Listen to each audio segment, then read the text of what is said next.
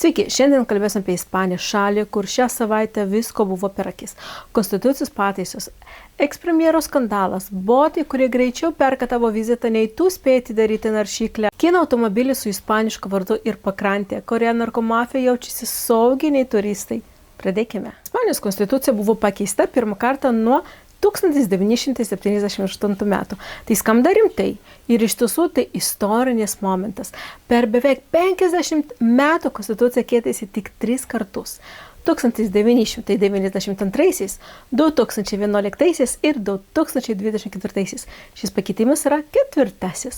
O priežastis – Formentera, mažytė salelė šalia salos Ibiza, kurioje gyvena apie 12 000 žmonių ir kuri iki šiol su Ibiza dalyjo vieną senatorių Ispanijos parlamente.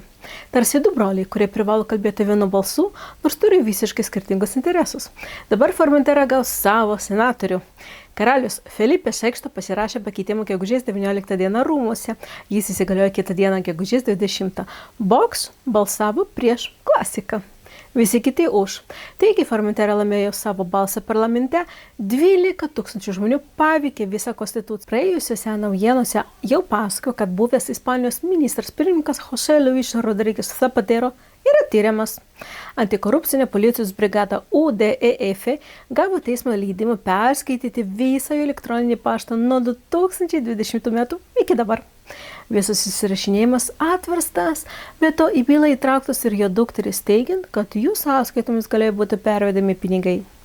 Byla vadinama Plus Ultra, pagal tuo vardu vaidinamos oro linijas, kurias 2021 metais vyriausybė gelbėjo 53 milijonais eurų viešųjų lėšų pandemijos metu. Tyrimą atliko UDEF detektyvai, išnagrinėjo 40 bendrovių, apklausė 60 asmenų ir aptikė 174 pinigų pervedimus į su Zapatero susijusią sąskaitą. Iš viso per 2,6 milijono eurų per 5 metus. Taip pat buvo areštuota apie 500 milijono jo sąskaitoje. Zapatero turi atvykti pas teisėjų jau birželio 2 dieną. Tai yra pirmasis kartas Ispanijos demokratijos istorijoje, kai buvęs ministras pirmininkas yra oficialiai kaltinamas korupcija. Jis viską neigia, bet viskas spręs teismas. O dabar apie skausmą, kurį patiria kiekvienas, kas bandė gauti eilinę vizą pas Ispanijos užsieniečių tarnybą Extranjería. Sistema veikia taip. Atsidarote puslapį, norite paskirti susitikimą, sistema praneša. Laisvų terminų nėra. Kodėl? Nes automatinė programa botas jau viską užėmė per kelias sekundės. O dabar tas pats susitikimas parduodamas jums už 50, 100, o kartais netgi ir 400 eurų. Už tai, kas iš esmės yra nemokama viešoji paslauga. Tai nėra naujas reiškinys, tačiau 25 ir šiais metais 26 jis ženkliai išaugo. Anksčiau šio verslu užsiimdavo daugiausia rusakalbiai tarpininkai. Šiandien tai tarptautinis verslas su mokymo vaizdo įrašais, instrukcijomis ir savo organizuotomis komandomis. Vienoje operacijų sulaikyta apie 20 asmenų Alicantės, Mursijos ir Valensijos provincijose. 2026 metais situacija dar pablogėjo, nes vyriausybė paskelbė naują neeilinį imigrantų įteisinimo programą, o tai reiškia, kad susitikimų poreikis dar labiau išaugo ir botai tai jau seniai žino. Ispanijos vyriausybė žada diegti naują sistemą su asmeniniais kodais kiekvienam vartotojui. Kol to nėra, susitikimų su valstybė išlieka privilegija, neteisė. Ir tai yra tikras absurdas. Briuselis 2024 metais nustatė muitus kino elektromobiliams, kai kuriems iki 45%. Kino atsakas buvo paprastas ir logiškas. Gerai, mes pastatysime fabrikus Europos viduje ir tada muitų nebus. Bet kodėl būtent Ispanija? Čia yra esminis punktas. Kai Europos Sąjunga balsavo dėl šių muitų, Ispanija susilaikė. Ji nebalsavo nei už, nei prieš, tiesiog nedalyvavo. Kinai tai pastebėjo. Žinutė buvo gauta. Šiandien Barcelonoje buvusioje Nissan gamykloje kino bendrovė Chery kartu su ispanų EUV Motors renka automobilius pavadinimu Ebro. Senas ispaniškas automobilių prekės ženklas, kuris dabar grįžo su kinišku varikliu.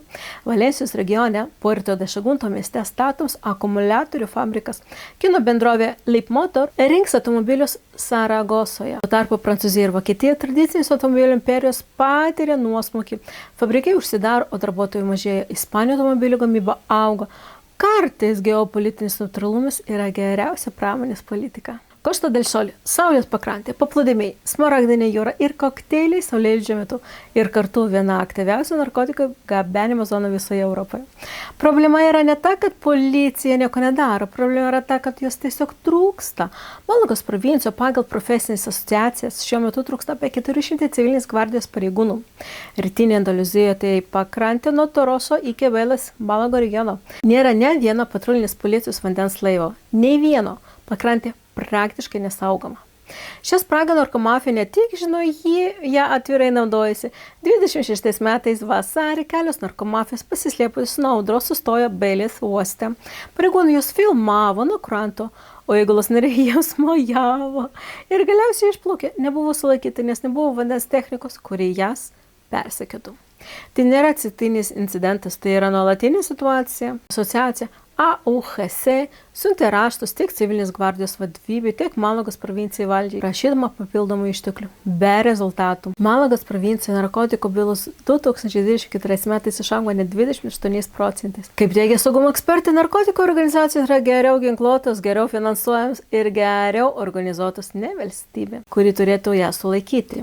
Saulėta pakrantė turi ir kitą labai tamsią pusę. Alicantės provincija jo viršijo 2 milijonus gyventojų. Taip sako Ispanijos statistikos institutas INE. Tai didelė riba. Tačiau tikrai įspūdingas ir neskaičius pats savaime, o tai, kas slypi už jo. Per pastarosius 4 metus, nuo 21 iki 25 metų, užsieniečių skaičius Alicantės provincijoje išaugo beveik 24%. Tai reiškia, kad apie 100 000 naujų gyventojų iš užsienio vien per tą laikotarpį. Šiandien kas ketvirtas Alicantės provincijos gyventojas yra ne ispanas. Tai aukščiausias rodiklis visoje Ispanijoje, lenkinant net Balearų salas ir Gironos provincija. Kai kuriuose savivaldybėse jo 4 iš 5 naujų gyventojų yra užsieniečiai. Ir kas tai žmonės? Britai, vis dar dažniausia bendruomenė Alicantės provincijoje, vokiečiai, olandai, rumūnai. Jie čia gyvena jau 10 metus. Tačiau paskutiniai keli metai atnešė naują bangą – amerikiečiai iš JAV. Šeimos iš New Yorko, Floridos, Teksaso renkasi Ispaniją ne tik dėl klimato, jie bėga nuo politinės įtampos, brangios sveikatos apsaugos sistemos ir apskritai nuo to, kad kavos puodelis Ispanijoje vis dar kainuoja €30, o ne $5. O viena amerikiečių pora net pasinaudojo dirbtinio intelekto pagalba rinkdamasi miestą. INE prognozuoja, kad artimiausio 10-mečio pabaigoje Alicantės provincijoje kiekvienas 3 gyventojas bus užsienietis. Ispanai provincijoje auga labai lėtai, tačiau užsieniečiai nepaliaujamais srautais. Ir galiausiai orai, nes birželis Ispanijoje šiemet bus ypatingas. Pirmoji birželio savaitė tai yra šiandien prasidedanti, pateiks 2 labai skirtingos scenarijos, priklauso nuo to, kurioje Ispanijos pusėje gyvenate.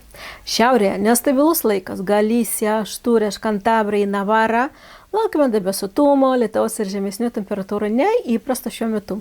Pirėnų kalnuose galimas sniegas. Birželio pradžioje, įsivaizduokite, taip, tai neįprasta. Pietuose visai kitas pasaulis. Andalūzija, Mursija ir Viduržemio jūros pakrantėje karšta.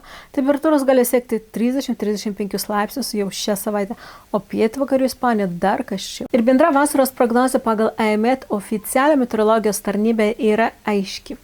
2026 metų vasarą Ispanijoje bus šiltesnė nei įprastai. Jei šis video jums buvo naudingas arba tiesiog įdomus, paspauskite patinka ir prenumeruokite, kad nepražiopsotumėte sekančią savaitės. Ir jei žinote, ką nors gyvenate Ispanijoje ar planuojantį čia atvykti, pasidalinkite.